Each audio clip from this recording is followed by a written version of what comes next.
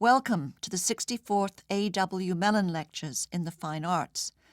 In this six-part lecture series, entitled Restoration as Event and Idea, Art in Europe, 1814 to 1820, art historian Thomas Crow will consider the period following the fall of Napoleon.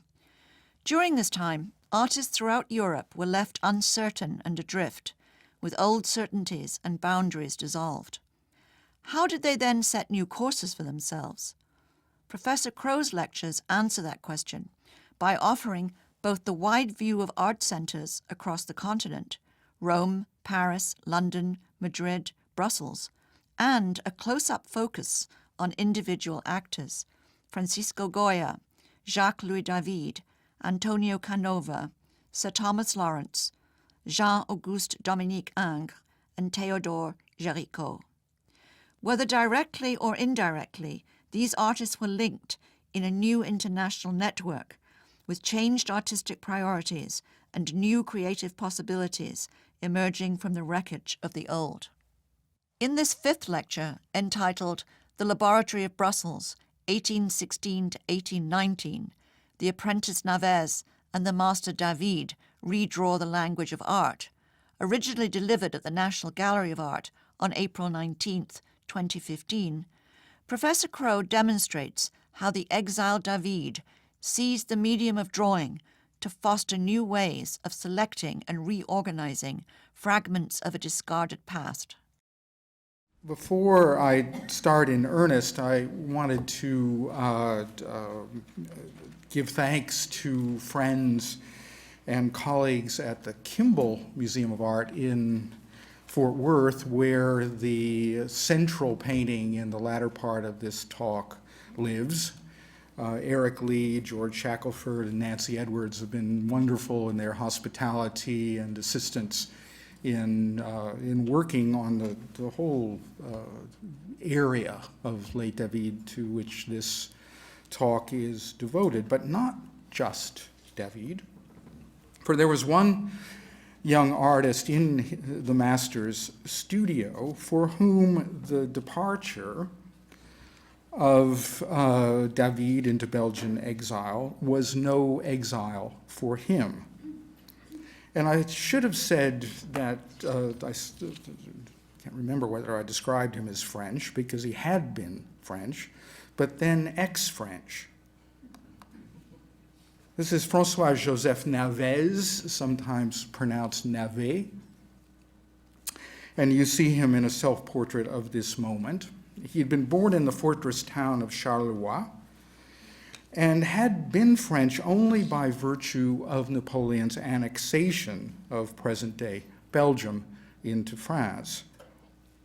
With the creation of the United Kingdom of the Netherlands, Navès abruptly gained a new nationality and lost a number of prerogatives that he had enjoyed by virtue of French nationality, one of them being his standing for the Rome Prize competition of 1816, the one which you'll remember that Géricault, among others, was just about to enter. He returned to settle in Brussels during January 1816, just days before David and his wife arrived to set up house there. In September of the following year, of 1817, during the weeks just preceding his departure for Rome on a private Belgian scholarship in place of the official French support he had had to forego, Navès painted three versions of David's portrait, this being the second and the strongest. It would be difficult to say that the sitter looks all of his 69 years, despite the adroit gray highlights brushed in to the honey brown coiffure. No prominent lines interrupt the smooth passages of flesh, and Navès has also taken care to mitigate, if not disguise in shadow, the protruding growth on David's left cheek. The viewer's attention diverted by the flourishes of white that establish the wing of this immaculate collar on the opposite side.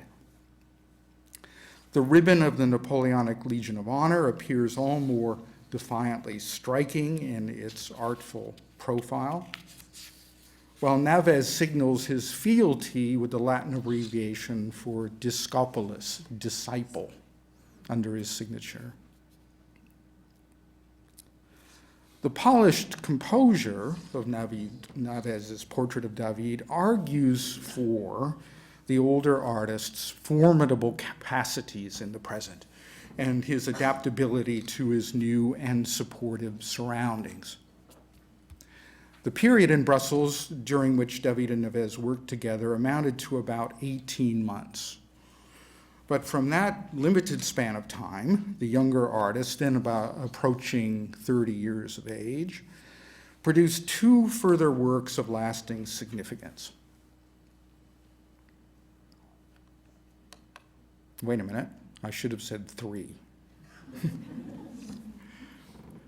Because the first, on which we will spend a little less time, is this accomplished group portrait of his friend and patron, the professor of pharmacology and chemical entrepreneur Auguste Donat d'Omptine, in the company of his young family. The performance is suavely confident, with a command of detail in a self-consciously Flemish manner, the attention given to the pattern of the carpet, as well as the scumbled light highlights on the sleeve of Madame d'Omptine, enlivening an arresting disposition of the larger forms, which are chained to one another as if suspended from the light grip of their daughter on her father's hand. The high technical quality and softened sympathy of Navez's portrait of the Omptine family links David to their world. That is, to a world pacified and open to scientific progress, commercial expansion, and general improvement. Omptine, among other accomplishments, pioneered the concept of steam heat. But none of that prepares us for a work of Navez from 1816 like this one. He executed this presentation drawing on the subject of the lamentation over the body of Christ as another commission from Omptine, presumably intended for domestic devotion. It had remained in the family and largely unseen until only a few years ago when it entered the collection of the Louvre. Nothing in Navez's, competent but unremarkable previous work anticipates the radical syntax of this picture. It's finished in black and ochre and white chalk to nearly the highest possible refinement in tonal modeling. The contained white highlights at the forehead and throat of the Virgin scintillate with luminosity where no halo or other supernatural sign of divinity enters the picture. The effect plays against what you are probably taking, and almost anyone would take in reproduction, as the buff color of the paper, just as we early observed Gros using his buff-colored paper to such atmospheric effect in his drawing of the burning of Moscow. But this apparently lighter ground is in fact the top layer of the work, not its foundation. An opaque cladding of light ochre chalk laid over the black underneath. The entire surface is built up more like a painting to an extraordinarily thick and uniform degree across every square centimeter of its surface. And it's enormous. That is strikingly large for any work on paper approaching 4 feet in height. By compacting all the extension of the bodies, indeed virtually all of the space out of the scene, Navez transforms inherited expectations for narrative painting.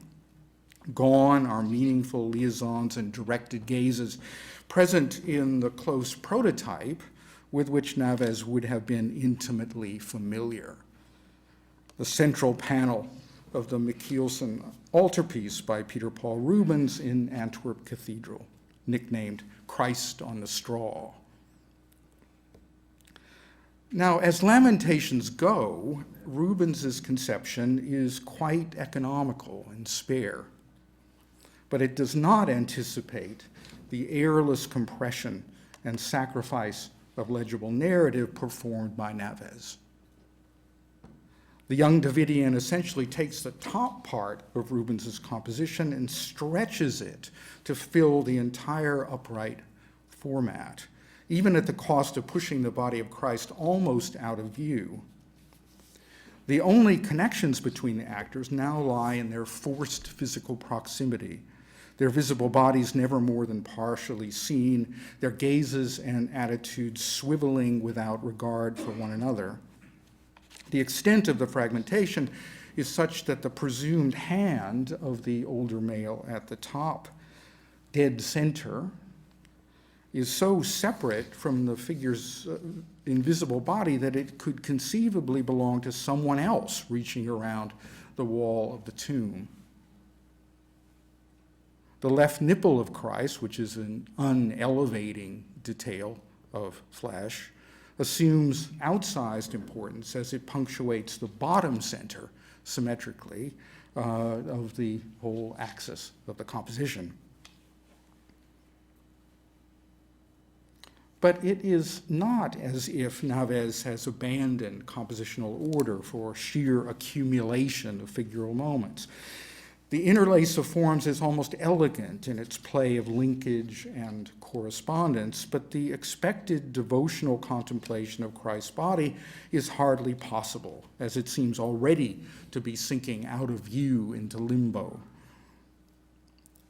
The concentrated emotion in each head invites separate consideration, and centrality is taken over by the 1,000-yard stare of the Virgin at the center, whose gaze past the viewer focuses on an unknown earthly vision rather than upward toward celestial consolation, as it had in Rubens's altarpiece. But what is she meant to be seeing? There's a pendant work by Navez, I think, that offers a possible answer. In 1817, Navez produced this finely wrought oil on canvas, no larger, in fact, than the paper Lamentation, and also for his friend and patron Alptine. Its subject is Saint Veronica of Milan with her parents, so it is a kind of family portrait too. The saint holding the crown of thorns, still dripping with fresh blood, puts one instantly in mind of Veronica of the Veil on the road to Calvary. But this is not she. This Veronica lived in the late 15th century in a village near Milan. Withdrawn and obsessively devoted to punishingly menial tasks, she experienced a vision of the Virgin who instructed her never to cease contemplating the passion of Christ. The young woman was seen to obey this injunction to the point of ceasing all human communication, as she envisioned the suffering Christ in her own hallucinatory reality. In Navez's painting, the saint's gaze is directed toward the viewer rather than beyond him or her, the viewer becoming thus implicated in the perpetual moment of death, its redemption in the balance. Now, the same model appears to have served Navez for both his Virgin and his Veronica. The drawing of the Lamentation revealing to us what the stare of the saint apprehends. The Saint Veronica shares the anomic logic of the drawing, likewise emphasizing the isolation of each bust-length personage from the others, squeezing in from the sides so that no setting is palpable, rendering the expressions of the parents deeply ambiguous. Is it vicarious identification with their daughter's harrowing mental participation in Christ's sacrifice, that is, sharing in her piety? Or is it despair at their loss of a child, to what appears to have been some severe autistic or depressive mental condition, which the institution of the church was able to transfigure into a beatific state? Did Navez and his friend Omptine, the medical professor, perceive this too? The artist's choices of media, along with the chronological proximity of the two works, suggest to me that they did. The unreality of the drawing, both its heightened vividness combined with a breakdown in normal human syntax, finds a form for disordered hallucinatory vision.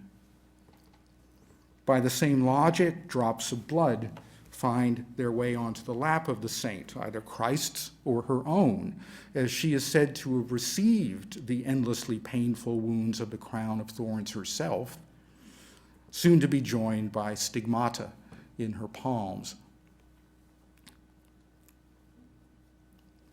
Beyond the particular case of the other St. Veronica, the pair of works by the young Navez reckon with some general loss of confidence in shared meanings, previously guiding ideologies and ruins around them. Their imagination of sainthood, Navez and Omptine, reverts to a degree zero of additive detachable motifs, akin to the collapse of communicative syntax in a disordered mind, and personified as possibly the most abjectly alienated of possible Christian subjects. But a compensatory sympathy with her plight and with alienated souls in general rescues the work from clinical detachment or aesthetic negation.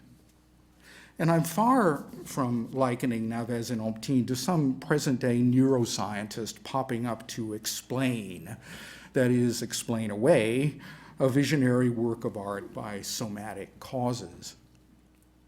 The suffering of the unfortunate Veronica, however founded in earthly pathology it might have been, becomes altogether different if the suffering of Christ makes all the difference to your sense of the world. In the rendering of Navez, her sainthood does not place her in another world. That condition remains fully a part of this unredeemed one, the one that we all inhabit. By forging this drastically new pictorial logic, how much, we can ask, was Navez collaborating with David? The pattern of their interaction in these years, the disciple inscription on the David portrait, suggests that it would have been close. But signs of David's part in the conversation mostly postdate the departure of Navez for his extended Roman sojourn, which took place in the fall of 1817. One of the small number of David's drawings dated to 1817, however, follows the logic of his pupil's lamentation in St. Veronica. Sorry, we should maybe have visited this first, but this is the one that I have in mind now.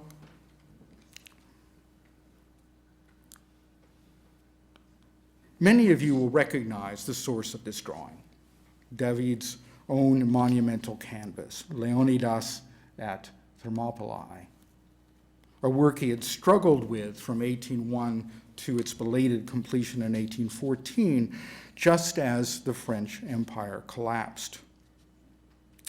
Tales from the studio tell us of indecision, whole segments of the painting removed and replaced, a swarm of studio apprentices doing much of the later work. David was in no position to transport this huge work to Brussels, but one wonders whether he would have wanted to, or whether he could have faced working again on its frustratingly immense scale. He cannot leave the themes of the painting behind as he recapitulates the subject on this sheet 3 years later as a constellation of essential bust-length motifs, the setting eliminated and spatial cues of only the most minimal kind remaining. Large-scale painting left at home, the core symbolic vocabulary of that painting retained, repeated, and reconfigured.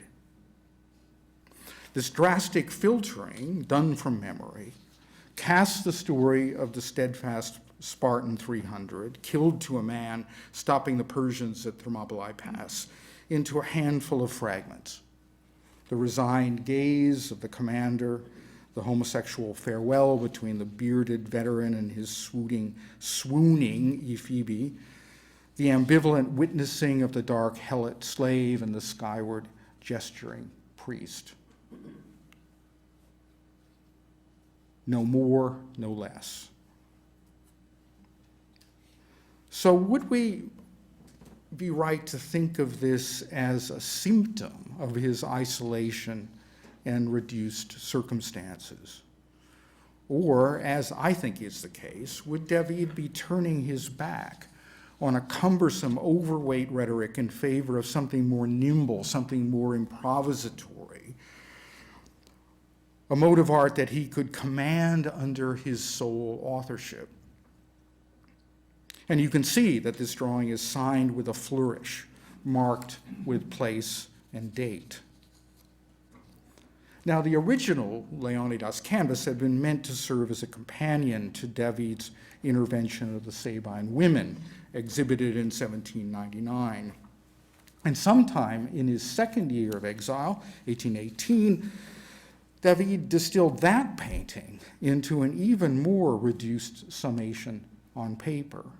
A bare trio of Hersilia at the center, the Sabine wife of Romulus, as the pacifying force between her Roman husband on the right and the Sabine champion Tatius at the left. And then there follows, in David's output, once these plainly derivative drawings were out of the way, a remarkable production of works in black chalk on paper, congruent with these exercises in revision and recollection.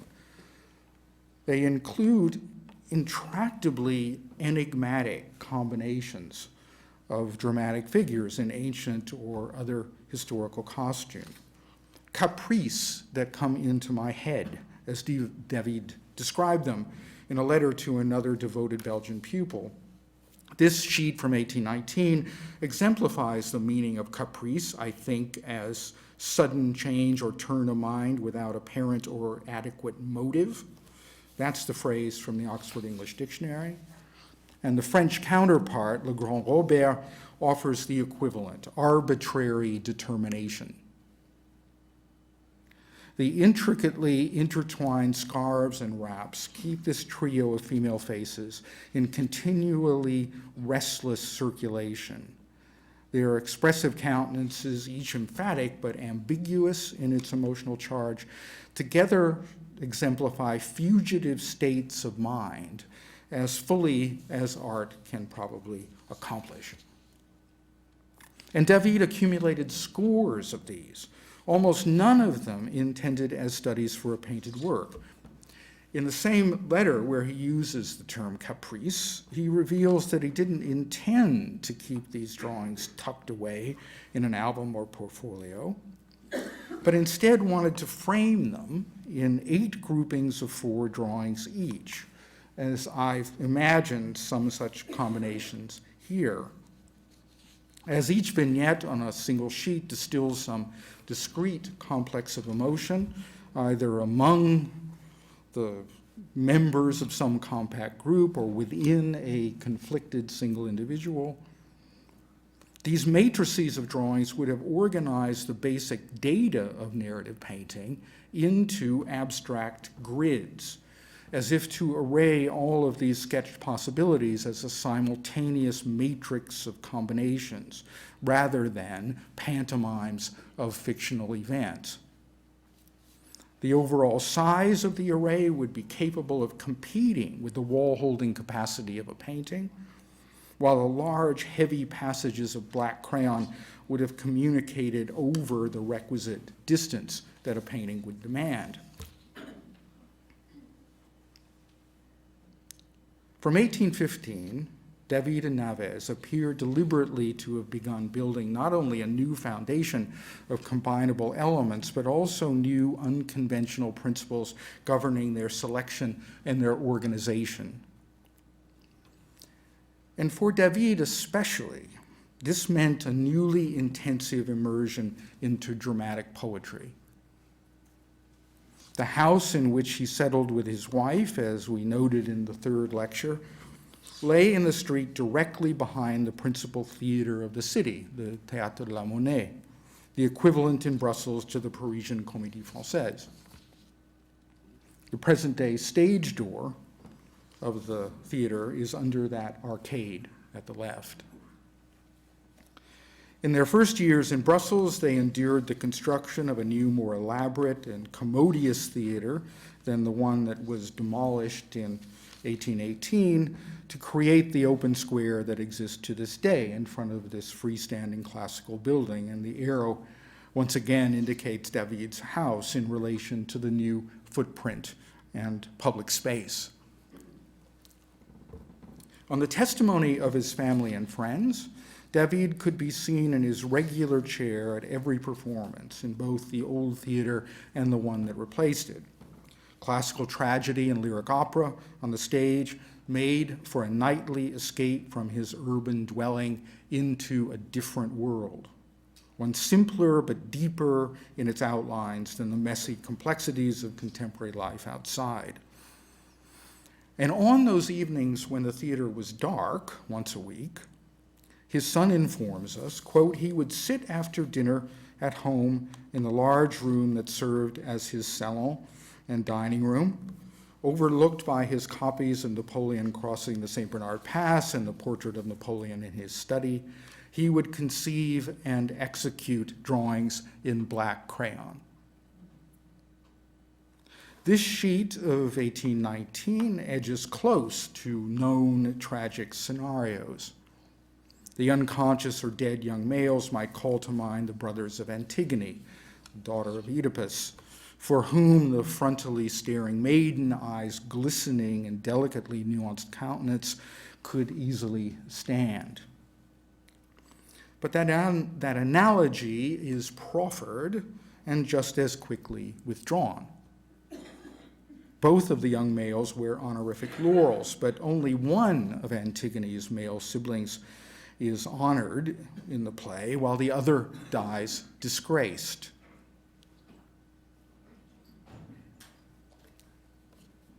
So the question becomes, could the experiments of the drawings be translated into the settled format of oil on canvas?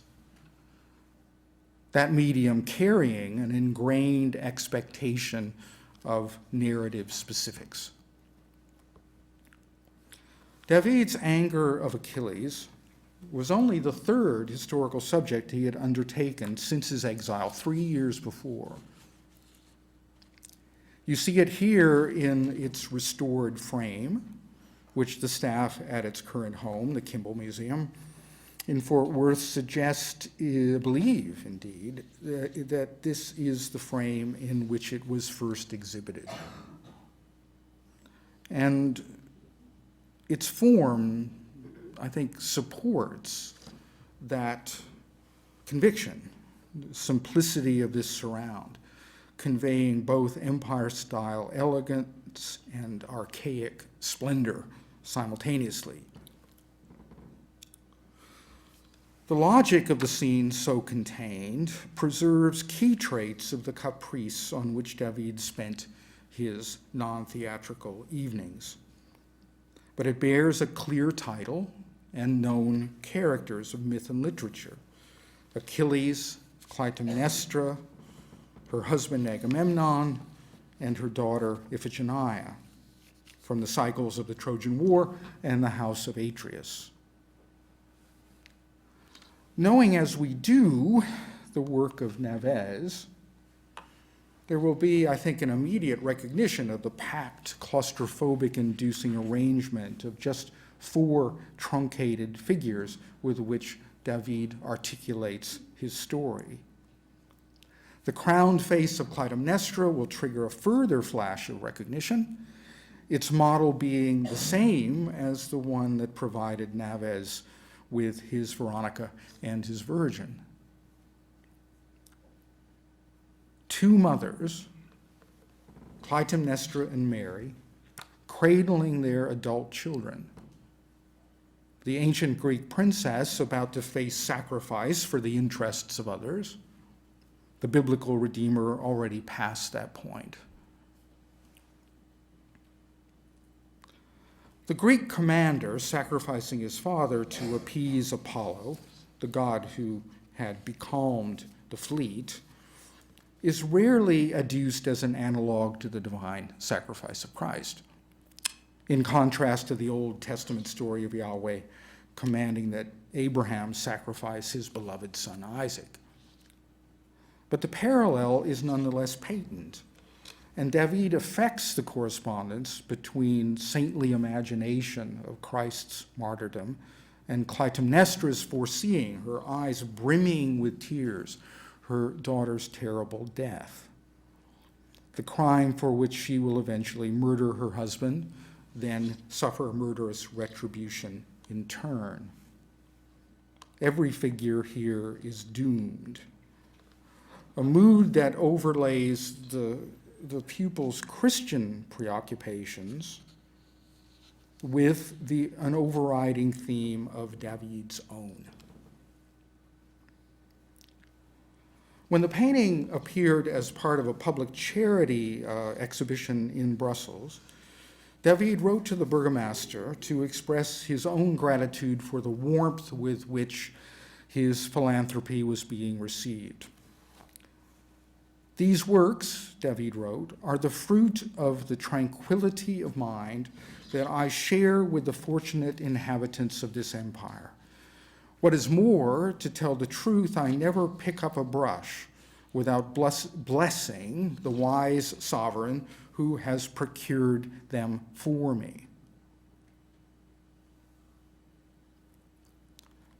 That sovereign would be, in a literal sense, King William I of the United Kingdom of the Netherlands. Here's one more portrait of that sovereign by David's pupil, Joseph Palank.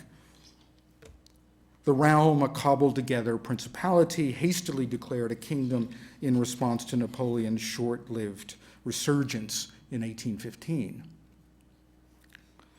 In the Dutch tradition of tolerance, William protected the exiled French in his domain and thus merited David's ceremonial expression of praise. But that straightforward reading might be complicated by the lines that come after. He says, without pretending to learning, permit me to proclaim with Virgil, O Meliboeus, it is a God who has wrought for us this peace, P-E-A-C-E. And he rendered this in the Latin, O Meliboe Deus nobis haec otia fecit. Now, David had more than enough learning to know that it wasn't Virgil the man who uttered these words, but rather it was one of his characters in the Eclogues, the first of his published poems, the quotation being from Eclogue 1.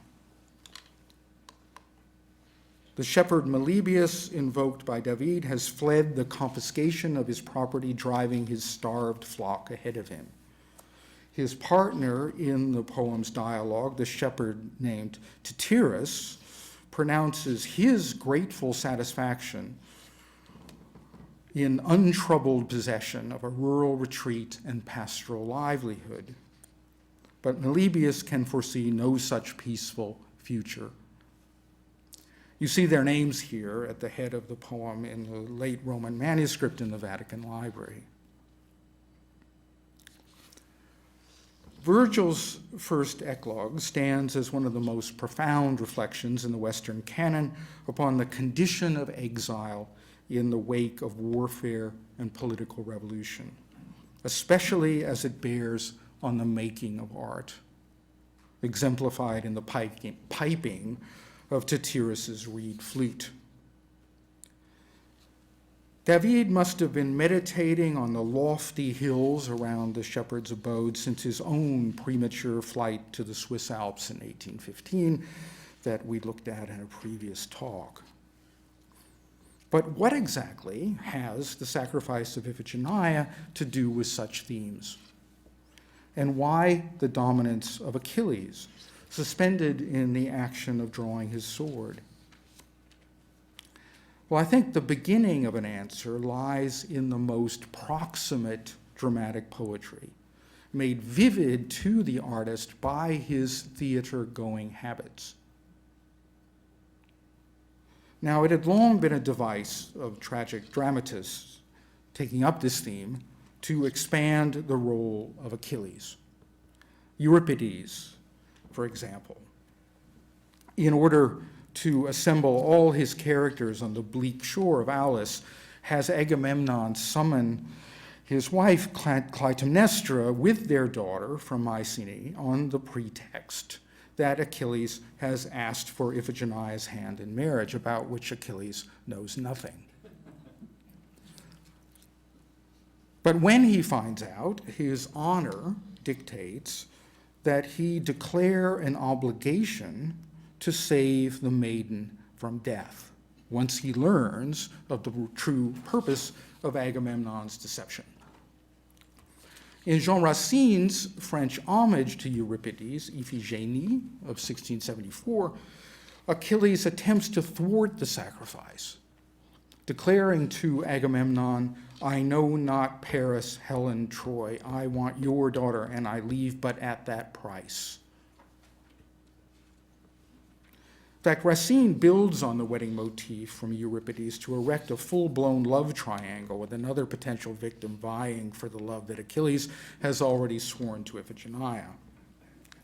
Thus, the hero's speeches vowing to save his bride and his accompanying verbal attacks on the vainglory of Agamemnon are considerably sharpened and expanded over their counterparts in Euripides. The commander of the Greeks, for his part, coolly facing down the tirades of Achilles, replies, in Racine's version, "I want less valor, more obedience. Flee. I do not fear your ineffectual wrath, and break all bonds attaching me to you." To which the inflamed Achilles retorts, "Then thank the only bond that holds me back. I still respect the father of this child. Perhaps, but for that name, the overlord of kings would never brave me so again. But one word more, listen if you have ears. I will defend your daughter and my fame. To reach the heart that you intend to pierce, this is the path your blows will have to take." Well, to relate this dialogue and this sequence of events is to locate David's anger of Achilles firmly within the world of Racine's tragedy. He describes in a letter that the tears of Clytemnestra are suspended by the hope that Achilles' threatening gesture has aroused in her. But if you were to ask exactly where does David's painting correspond to the scenario of the tragedy, the answer would have to be both everywhere and nowhere in particular. At its core must be the confrontation between Achilles and Agamemnon, but there is no such action described in the play, least of all the drawing of a sword, a gesture of overt violence that would have violated the decorum of the tragic stage.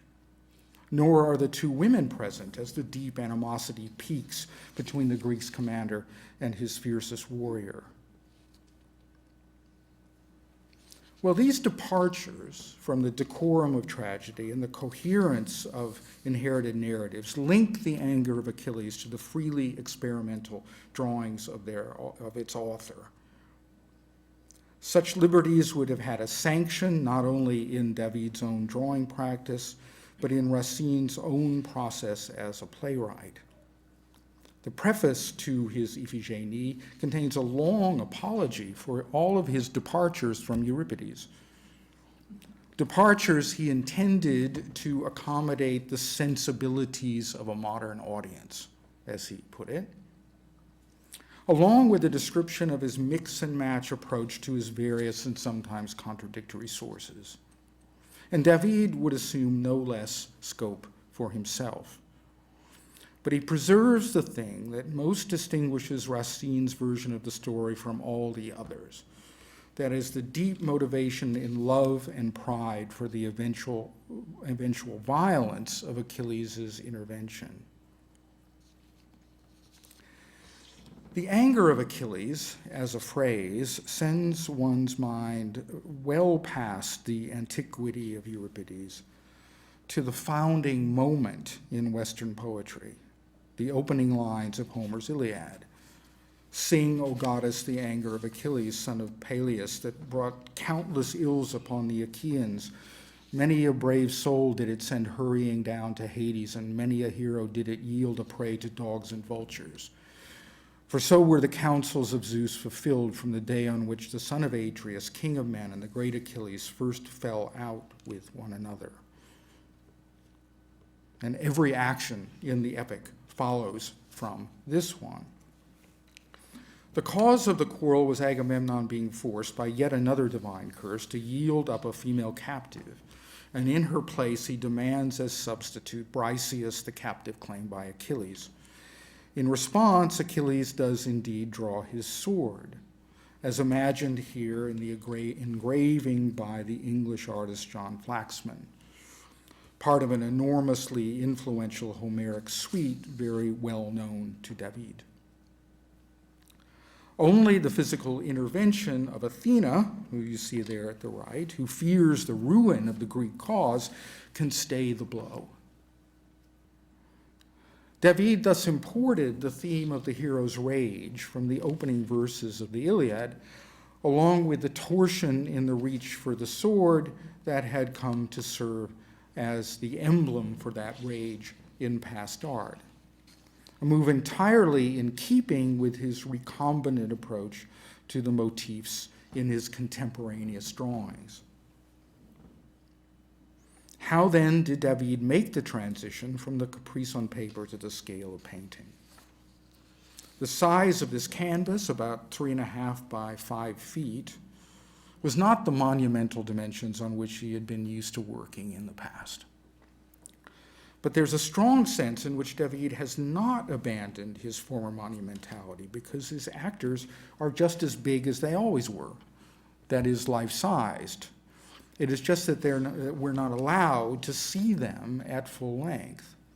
He had, in fact, recently written to a student who was at work on a half-length figural piece, saying, quote, "It is exceedingly difficult to put together a group of cropped figures without having drawn beforehand the entire figure in its movement," end quote. So the effort becomes one of preserving what he called the general movement of the entire monumentalized character in this modest format. Meaning is carried in the logic of the whole, quite apart from emphatic individual gestures like Agamemnon's decisive downward pointing at the center, lowest point of the composition. The network of bonds in which Achilles is enmeshed manifests itself as a linked highway of flesh, beginning in the face and elongated neck of Clytemnestra and following an unbroken sequence of skin-to-skin transitions until it comes to a halt in the medallion that clasps the garment of Agamemnon, the gold medallion of his authority. But the staying of the blow, absent Athena, still must be generated from within the figure of Achilles, which is the likely motivation for the pronounced twisting of the waist and neck, the sheer inflation of the torso, alongside the highly particularized emphasis on the hovering fingers over the hilt of the sword at the furthest left. There's indeed a sense in all of David's theatrical caprices that he is moving to render the lineaments of dramatic conflict in terms of figural diagrams that simply leave the constraints of any kind of temporal sequence behind, a kind of post-narrative history painting. So it's no wonder that the result has looked so awkward and so unmotivated to generations of dismissive observers, observers with narrative in their bones. What they haven't been able to see is the tremendous compression in the picture's presentation of its theme, the whole of which partakes of the invisible binding forces bearing down on Achilles. That quality that we've seen initially emerging in the Lamentation and St. Veronica of Naves. This device from the start signified to them both themes of isolation, of loss, and withdrawal. All of that preceding but underlying the literary allusions that I've just been rehearsing for you. All of the tirades of Achilles protest loudly at his absence from home, the grief of his father, his undefended lands, his displacement from his true position in the world and from his responsibilities by the self-interested vanity and arbitrary will of his master. He thus feels himself a heroic version of the dispossessed fugitive shepherd in Virgil's poem. And there is unmistakably in the broad color scheme of the picture an emblazoned reminder of home. When the Revolutionary Convention, early in 1794, decreed the tricolore as the flag of the French Republic, it was David who recommended that the blue always appear at the left, which is just where he puts it in three broad patches of blue, white, and red that render the resolve of Achilles to resist a barbarous decree in the patriotically republican colors of a French patriot.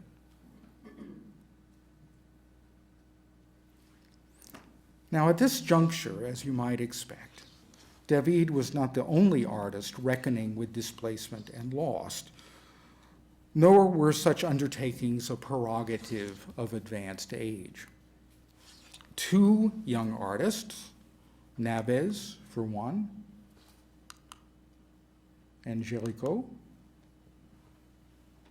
devoted the years 1818 and 1819 to themes of outcasts and marooned survivors. For both, the emotional and social pathos of their subjects acquired extra urgency and symbolic weight from changes in the actual climate of Europe.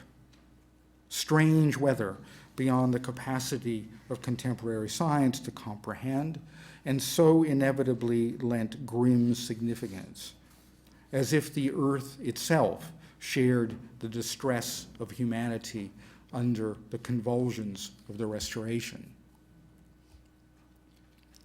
For Naves, as he worked in Rome to complete his monumental canvas of Hagar and Ishmael in the desert, the heat of inspiration, he felt, was accompanied by, in his words, quote, "the excessive heat we have endured for 2 months, not a drop of rain for 4.5 months." The broken jug in the lower right of his painting signals the degree to which the Old Testament story of the Egyptian concubine and her child cast out of Abraham's camp seemed eerily congruent with the parched heavens of southern Italy.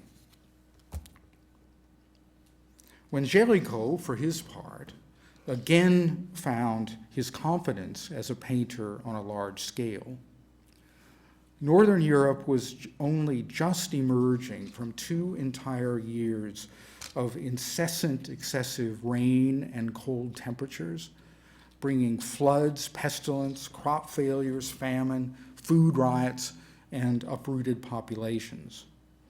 Again, no one knew the cause, though we do now.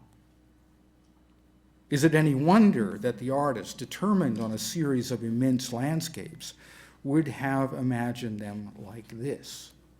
A bleak, drowned world under milky light, its boatmen dragging a shadowy vessel like the bark of Charon, seeking headway over the river Styx. In the last lecture, both of these remarkable paintings will come under more extended scrutiny. As they do, the question naturally arises: how was art to emerge, if it could, from such despairing cul-de-sacs? Well, 2 artists in particular will emerge with answers. Ingres, not much seen here since the very first lecture, will be one. Will offer his version of a redemptive path. The other, of an opposite kind, will come from Géricault himself. I will leave it there in a state of suspension until we convene again next week.